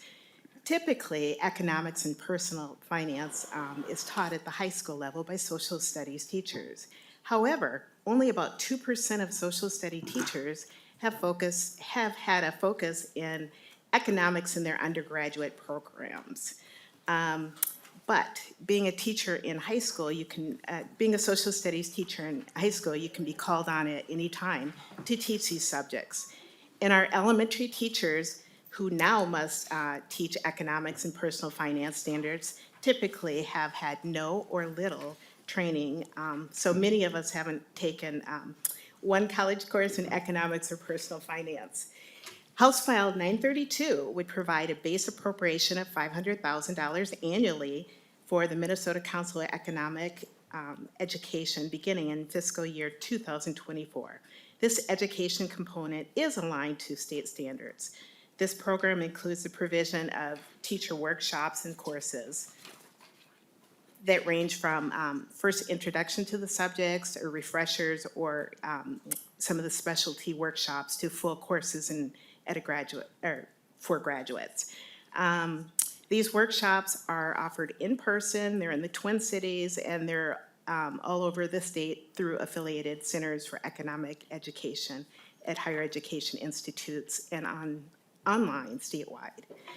So the program also includes training of a master teacher corps to serve as instructors and mentors to their fellow K-12 teachers throughout the state. These teachers train other teachers both in the subject matter and the content. MCE is uniquely qualified to provide this professional development. There are no other organizations routinely provide this type of professional development in Minnesota. And you're going to hear some testimonies from our MCE Executive Director, and you also, in your packet, there are many testimonies from people that have gone through the training, students and teachers, and other participants. So I'd like to thank you, Chair Yukim. We'll turn over to testifiers then. Dr. Julie Bunn, welcome and welcome back to the Capitol. Go ahead and state your name for the record. Proceed. Good morning, Chair Yukim and members. My name is Julie Bunn. I'm the Executive Director of the Minnesota Council on Economic Education. MCE has been delivering, as we're called, MCE, has been delivering economic and financial literacy education to Minnesotans since 1961. Since its inception, we have trained over 4,000 Minnesota teachers and reached over 3 billion of our Minnesota students with our programming. Public and private partnership. From the outset, this organization was formed by business, labor, and academic leaders. And from the outset, their primary focus was on K-12 education as the best place to leverage resources to bring this economic and financial literacy to Minnesotans. Also from the outset, the Minnesota Council was one of the leading councils nationwide. Other councils were established, modeled based on us. MC is here today for the 4th year, making our case for base funding for the state because we're at a tipping point in our history. Without base funding, our future is uncertain. Teacher professional development remains the central focus of our work. This is what is unique about MC relative to other organizations in economics, finance, and entrepreneurship education in our schools. Other organizations deliver programs directly to students using corporate volunteers. We provide the foundation on which the standards are delivered. Moreover, we provide the foundation on which these other organizations and the experiences they provide are built. We ensure teachers in the classroom have the content knowledge and pedagogical skills to confidently do their job and effectively engage students. About 1,600 new teachers each year and a pool of over 25,000 in-service teachers in the licensed areas that will be called on to teach economics and personal finance sometime in the career are the focus of our efforts. Historically, we have typically reached about 500 to 700 these teachers each year with fairly intensive training, but this is less than what is needed. During the pandemic, MC reached 1,200 to 2,000 teachers with professional development each year of shorter duration and virtually. With only 4 full-time staff, by mobilizing affiliated faculty, a corps of master teachers, and experts on a contract basis, MC reaches teachers in their pre-service programs, in their districts, and then draws those teachers to in-person professional development ranging, as Representative Clardy mentioned, from 1-hour webinars to week-long courses to 8-week courses for graduate credit. We also have 6 direct-to-student programs, the majority of which are focused on underserved student populations. In addition, in 2018, we helped establish the affiliated Center for Diversity in Economics. And this center focuses on creating a pipeline and supporting a pipeline of non-males, female students, and BIPOC students into the economic and financial careers in post-secondary education. The $500,000 request in this bill represents approximately 1/2 the cost for MC to provide professional development annually to about 1,500 to 2,000 teachers a year, to make affiliated capstone programs and competitions available to students, and as well as to maintain a huge and curate nationally and from within our state lessons for Minnesota teachers. We will continue to raise the other half of the funds from private sources. As mentioned, this is the 4th year MC has approached the legislature for base funding. We have received about 1/4 of our requests on a temporary basis. This level will not sustain the organization over the long haul. We do not make this base request lightly. Simply put, the survival organization as one that actually provides training, not just provides a hub for resources, relies on our receiving base funding. The 3 primary historical sources of funding for this core teacher professional development part of mission have essentially almost entirely dried up.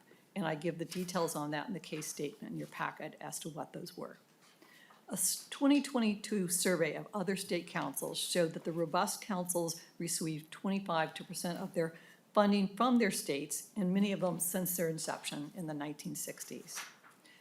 Bottom line, the support we are requesting is both necessary to sustain the current operation of the organization and to reach the larger number of teachers that need our teacher professional development services.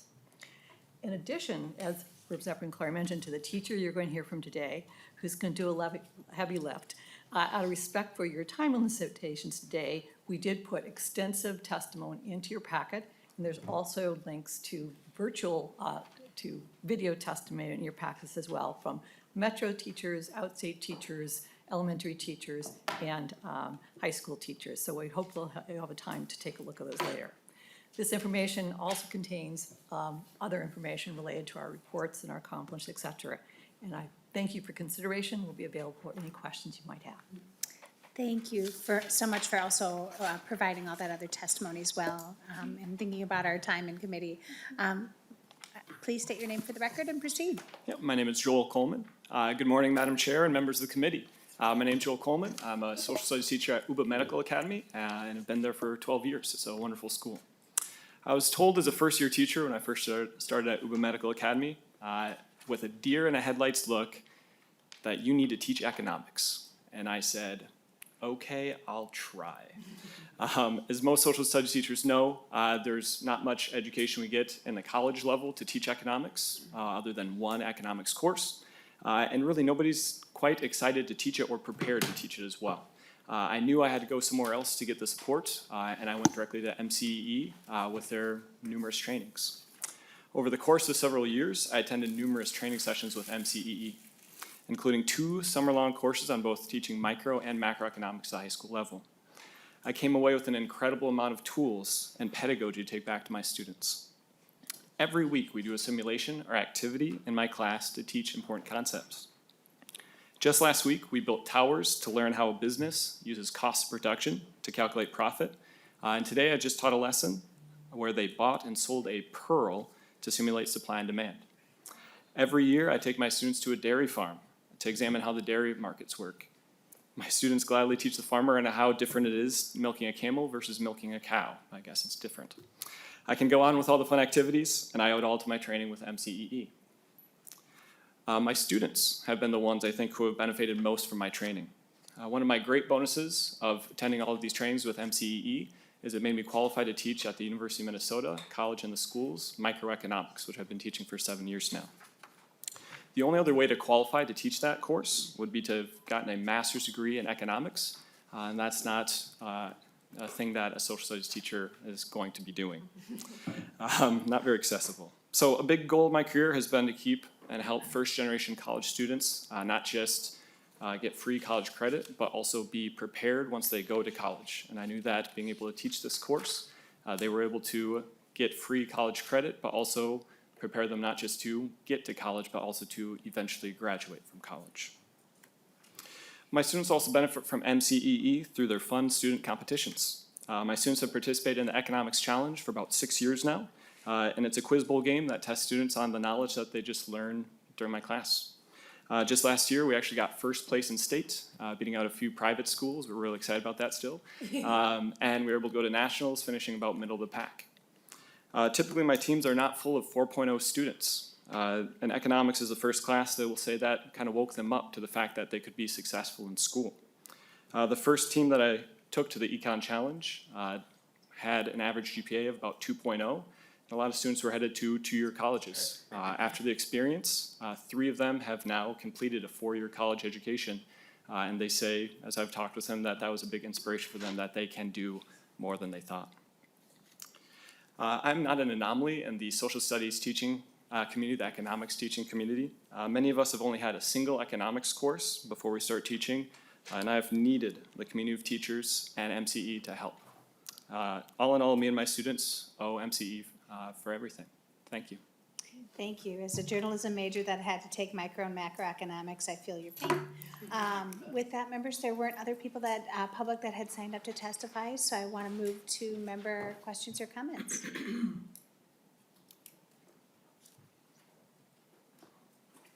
Seeing none.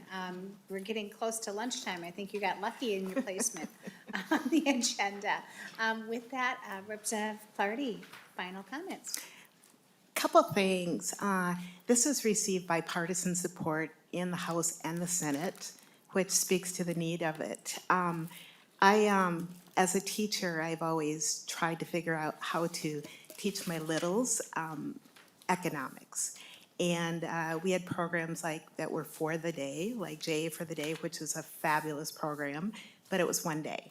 I also wrote a grant so I could teach first grade through third grade, you know, these principles, but it would have been so nice to be able to have tapped into a program like this.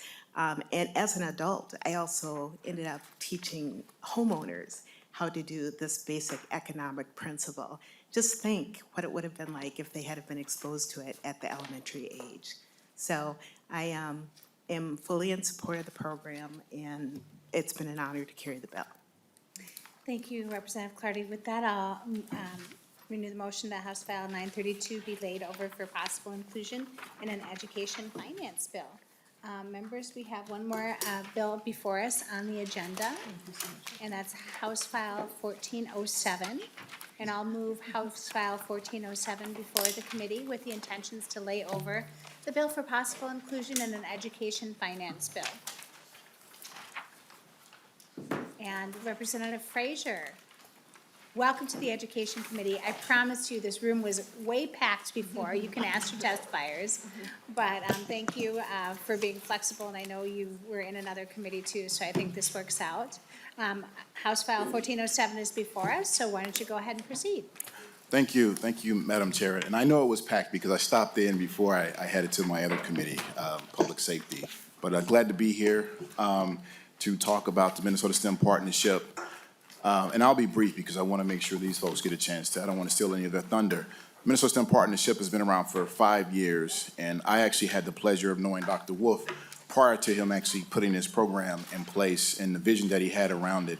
And I'm happy to say that since we've had those conversations before it existed, when it was just a twinkle in his eye, to where it is today, you'll see from many of the support letters that are in your package, from where it is today and the impact that it's having on our young people and the way that it's preparing our young people for an industry that we know that is one of the fastest growing, but also needing more folks to be in the pipeline for that.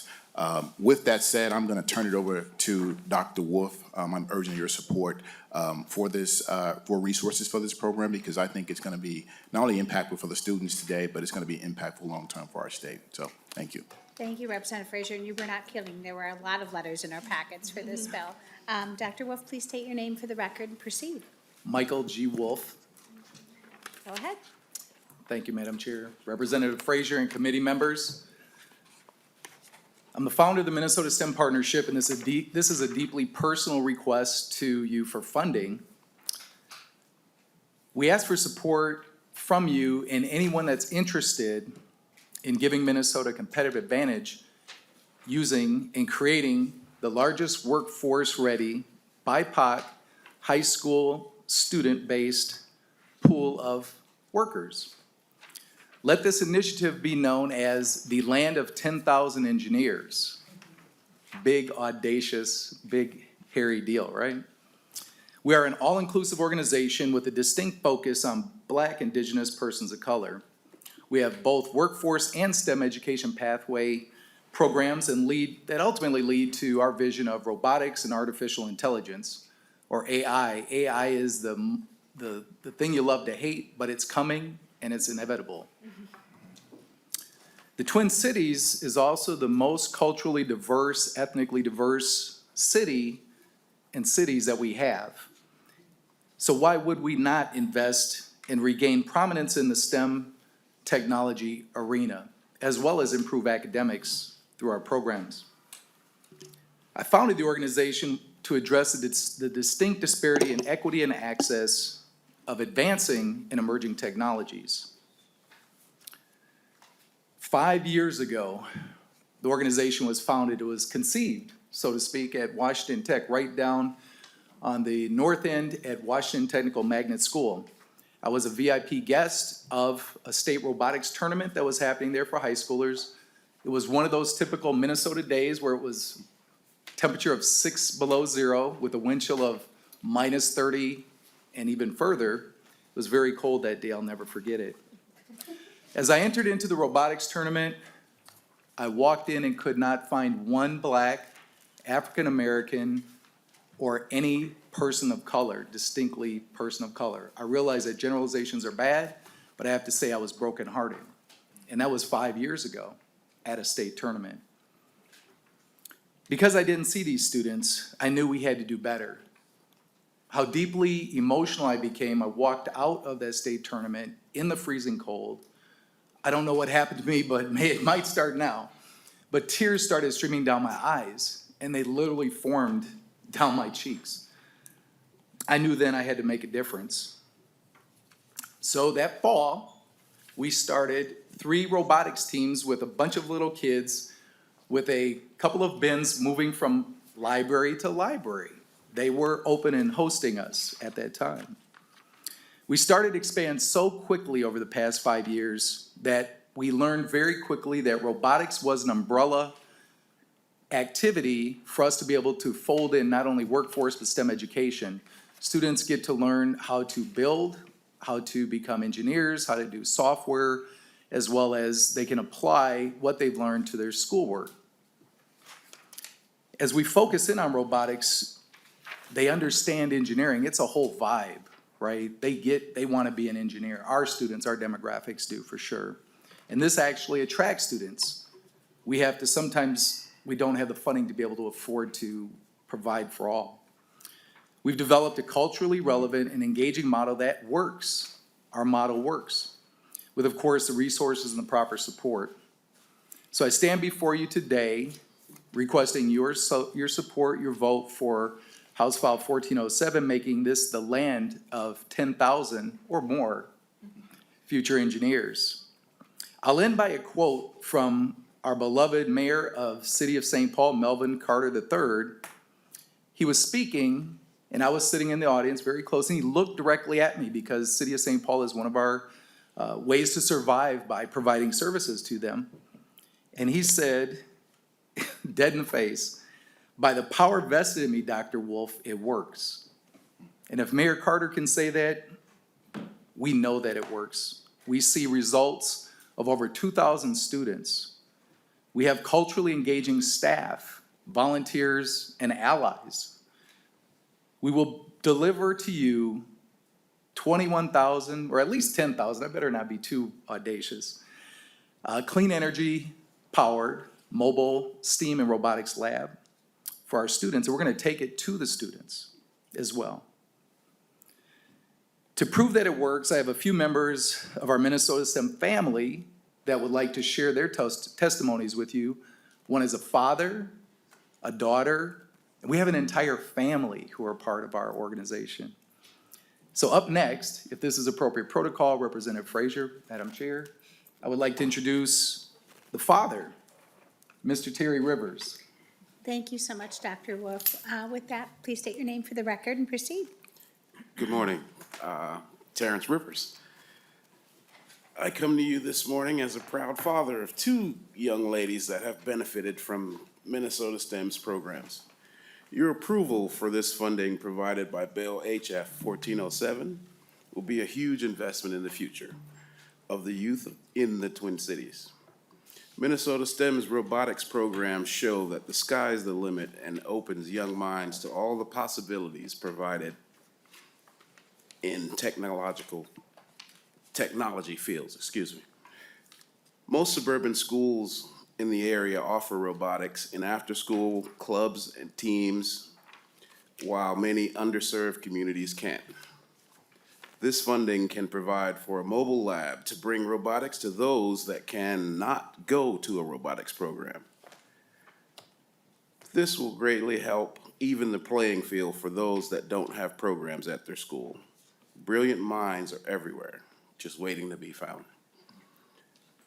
Speaking of brilliant minds, I'd like to introduce next one of my robot building daughters and the current Miss St. Paul Teen USA, Michaela Rivers. Thank you. Please state your name for the record and proceed. Thank you. My name is Michaela Rivers. Greetings. Good morning. As my father said, I've been called a pageant girl. I've been called an athlete. And these are all true, but what people don't see is I'm an engineer, one of those 10,000 engineers. And through Minnesota STEM, I've been granted a world of so many opportunities. Through Minnesota STEM, I've been able to found one of the first all-Black, all-female robotics teams in the U.S. Our name is Black Outstanding and Beautiful, or BOB. Through Minnesota STEM, I've been able to advocate for girls of all ages, shapes, and colors. I've been able to participate in 2 state award-winning robotics teams, including my team, BOB. Minnesota STEM has granted me so many incredible opportunities, like being able to be a junior officer of the National Society of Black Engineers. I've been awarded for my aspirations in computer science twice. I've been given a one-on-one mentorship with a female engineer in the workplace.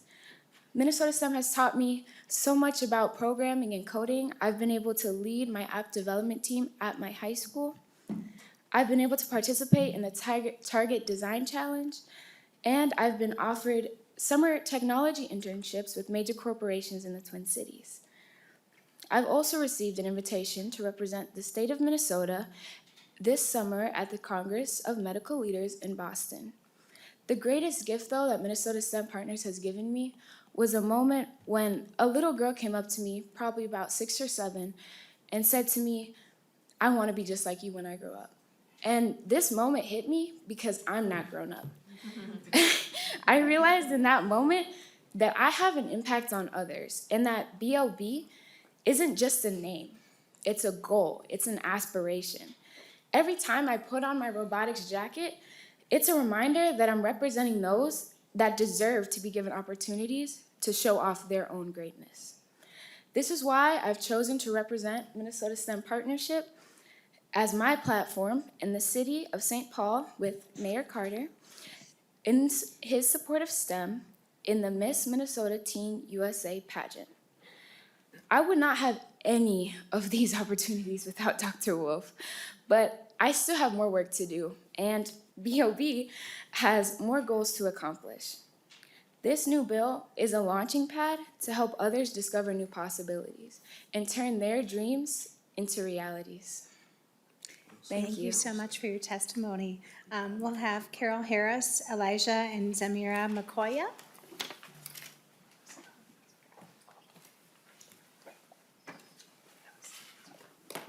You can just pull another chair right up to the table, that's great, if you want to, the one in the corner. Go ahead and state your name for the record and proceed. We're gonna start with Elijah. Go ahead. Hi, my name is Elijah McCoy. I am the St. Paul City champion of sumo robotics. I first learned robotics with Formy when I learned how to program a robot in FLL, aka First Lego League. Before robotics, I knew nothing about programming and a little about building. Now I have programmed a robot in FLL for a whole game and also maybe change my mind about building.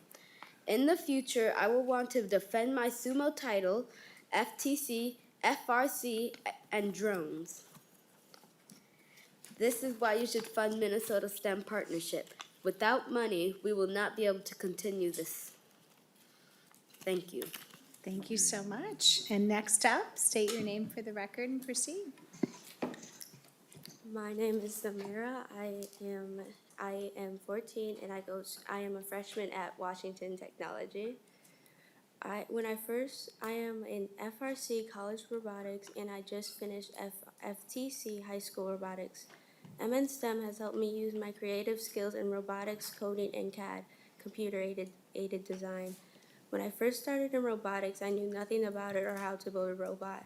After a few weeks, I was able to build a robot that can play a game that built my confidence. I've learned skills that I can use for years, teamwork and team building. Funding MN STEM can help other kids who don't know about robotics learn what I've learned and even more. We appreciate your support for Bill HA 1407 for MN STEM Partnership. Thank you so much for being here today. And then go ahead and state your name for the record and proceed. My name is Carol Harris. I serve Minnesota STEM Partnership as a volunteer and as a FTC robotics coach for my child's FTC team, Wild Hazards. We are from the St. Paul Hub, which is based in the historic Rondo neighborhood. Minnesota STEM creates safe spaces where BIPOC children are wanted, accepted, and welcomed. They feel safe not knowing and are inspired to try. As a volunteer, parent, and FTC coach, I've seen the compounding impact firsthand. I've seen tears, losing, a broken robot, to whoops and shrieks of winning. I've experienced, I have no idea what to do, it's broken. And then they turn around with full confidence and take the direction themselves to fix and repair a robot and totally rebuild it. Our Governor Walz said, you invest in things that matter. You invest in things that grow for the future of the state. Minnesota STEM Partnership is a wise investment because the future growth of Minnesota depends on our youth. It depends on reducing crime, poverty, and violence. Minnesota STEM is a deterrent to crime and violence, and it's a pathway from poverty. Minnesota STEM fills a gap of access, diversity, equity, and inclusion. Saying yes to the future of Minnesota means saying yes to funding House Bill 1407 for Minnesota STEM Partnership. We appreciate your time. Thank you so much, and thank you all for being here today and sitting through the entire committee. I hope you found it interesting. With that, we didn't have any other members of the public that signed up for the bill, so we'll move to members' questions or comments at the table. Representative Videla. Madam Chair, thank you. Just clarification, a couple of really quick questions. Is Minnesota STEM Partnership its own 501c3 nonprofit, or is it a program arm of the Wolf Foundation? So the Wolf Sorry, Dr. Wolf, go ahead. Thank you for your question. The Wolf Family Foundation is the holding of the EIN or the 501c3. The Minnesota STEM Partnership is a doing business, or it's a project of the Wolf Family Foundation. So in essence, it is one and the same. If I can ad lib just a little bit, Sure. or offer additional information, is my wife and I started the Wolf Family Foundation originally to do this work. She was very big in golf and professional development for women. I have been a longtime volunteer in many organizations, and I wanted to, have a family foundation. As I started to dig into tech and opportunities like this one, we found out that, that means that we need sponsors. We need a lot of money to do robotics. These robots are not cheap. And also, we have a huge volunteer workforce. Based on how, a private family foundation nonprofit works, you cannot receive more than half of the funding. And so we then turned the 501c3, 509A, we turned it from a private foundation into a public charity. So it is officially a public charity now. Thank you, Representative Hudela, follow-up? One follow-up. So Minnesota STEL program is a DBA, essentially a program then of the Wolf Foundation. Just for my peace of mind on the administrative and fiduciary side, because it seems like an amazing program. Some really amazing kids up here doing testimony today, but just having some background in that nonprofit world, I didn't see an EIN on the Minnesota STEM program website, which is required to be there if you're soliciting donations, which it is. But if we could get an EIN or maybe a copy of your last external audit, which I'm sure you're probably required to do if you're over that 750,000 threshold, if that could be sent to the committee, I'd really appreciate it. Thank you. Dr. Wolf? Yes, absolutely. And just for the record, it's almost like the shoemaker's kids. Our website needs some updating. And we are in the process with funding. We're already looking at infrastructure improvements. So the website is maybe third on the list, but I will definitely get that to you. Thank you. Thank you, Representative Della. Representative Krisha? Thank you, and thank you to the bill author for bringing this up. Thank you for the amazing work on the test fires.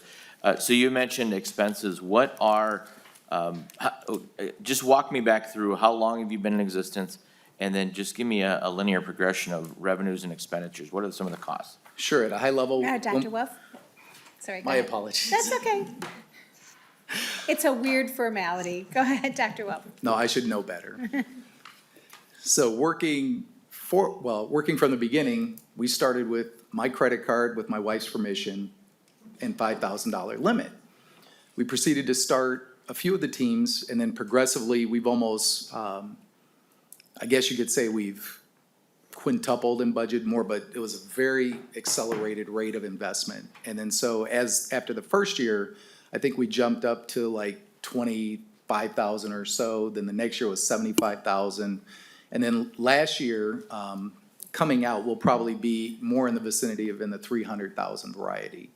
And so what we've been able to do is cobble together with that money, this very impactful organization by in-kind donations through opportunities to partner with, for example, Minneapolis Public Schools. Their Franklin Middle School gave us an office and a classroom, and we immediately had 50 kids sign up for spring robotics. And so through that, our numbers aren't great, but I have been an enterprise architect dealing with big numbers, and I'm very familiar with designing and putting in the framework to be able to support what we intend to do. We also have new national partnerships with the National Society of Black Engineers, NSBE, if you will, and I've been a previous executive board member or general board member for the National Society of Black Data Processing Associates. So through this, we've been able to leverage getting kids and making them very interested in what we're doing. And so through this funding, to do and host like a mobile lab, right? That is not a very cheap investment, especially if we want to take it to a Duluth, or we want to take it to a Rochester or Marshall, or even Ely. I think there was a lady on from Ely, but. So I hope I've answered your question. Okay, thank you. Representative Krisha, follow up. Yeah, so you have, and so I'll be clear. I think you have a great program. If you're going to be successful, make sure you clear up your red flags. You're talking to 300,000 and you're asking for a $3 million appropriation. I'm not going down the rabbit hole of what's happened with grants and all that and some of the scrutiny, but for your own sake and your own program's integrity, make sure you don't just come in with, well, we need work on the website, because we might want to make sure that you're above board, and you probably are. I'm just, the advice I'm giving to you is make sure your information is locked tight. The youth you have here deserve to be in a program where you're not called into question for red flags. So that would be Appreciate that. what I would offer to you, and good luck. Thank you. Thank you. With that, I don't see any further member questions. I'll go to final comments from Representative Frazier. Thank you, Madam Chair. And I just want to again applaud these young people that were up here. That was amazing. I had not seen that before. I've been to some of the events and I've seen them in action with the robotics programs, but I've not had to seen them have the opportunity to speak about the impact that it's having on their lives. There's an old saying that says, how are the kids doing, or how are the young people doing? And I think you've heard these folks testify, and they're doing pretty good with access to this program. And the whole idea is to make sure we can expand that and make sure more kids have access as well. So with that, Madam Chair, I'll close. Thank you, Representative Frazier. With that, I'll lay over House File 1407 for possible inclusion in an education finance bill. And as I said, members, Thursday will go to 12:30. Friday, we do not have committee on Wednesday, reminder, Ed Policy is taking our space. Thursday will go to 12:30, and then Friday, we are meeting from 10 until noon in State Office Building, Room 200. And with that, we are adjourned.